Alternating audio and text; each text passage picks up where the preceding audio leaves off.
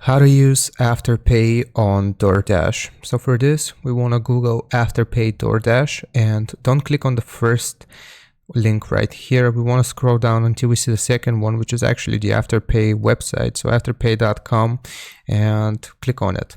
So basically how this works is like this. You can get a gift card with a DoorDash gift card with Afterpay. So if we just scroll down a little bit, it will explain to us that we can choose an amount and who to send the gift card to before completing the purchase with Afterpay. Then after we complete the purchase, we will receive a confirmation email, and then the recipient will also receive an email as well. So basically what this means is that if you have the app, you can scan this code to get the app.